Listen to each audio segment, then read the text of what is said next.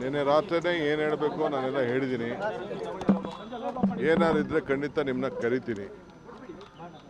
So ಅಂಥದ್ದೇನು ಹೊಸ್ತೇನಿಲ್ಲ. ಈಗ nano conference ಇದೆ, ಅದಕ್ಕೆ ಇನಾಗ್ರೇಟ್ ಮಾಡಬೇಕಾಗಿದೆ. ಕೆಲವು ಎಂಗೇಜ್ಮೆಂಟ್ಸ್ ಇದೆ, ಕೆಲವು ರಿವ್ಯೂಸ್ ಇದೆ.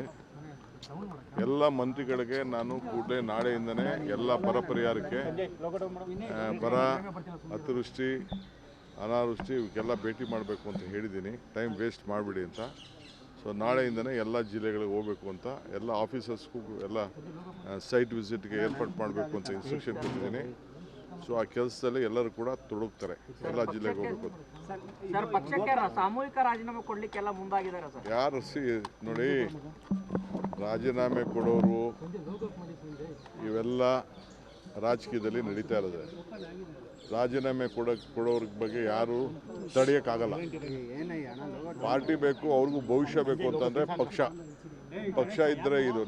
ನನಗೆ ರಾಜೀನಾಮೆ ಕೊಡ್ಬೋದೈತಲ್ಲ. ನಾನು ಧರ್ಮಸಿಂಗ್ ಕಾಲದಲ್ಲಿ, ಬೇರೆ ಕಾಲ, ಸಿದ್ದರಾಮಯ್ಯವ್ರ ಕಾಲದಲ್ಲಿ ಎಲ್ಲ ನನ್ನ ಮಂತ್ರಿಗೆ ತಪ್ಪಿಸ್ತಾರಾದಾಗ ನಾನು ಪರಮೇಶ್ವರ್ ಇಬ್ಬರು ತಾಳ್ಮೆಯಿಂದ ಇರಲಿಲ್ವಾ?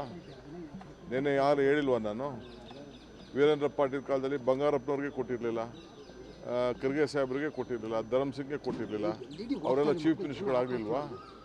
ಇವೆಲ್ಲ ಪೇಷನ್ಸಿಂದ ಈ ಸಂದರ್ಭದಲ್ಲಿ ಇರಬೇಕಾಗ್ತದೆ. Party is very much important. ಯಾರು ರೆಸಿಗ್ನೇಷನ್ ಕೊಟ್ಟರೆ within few minutes I am going to accept.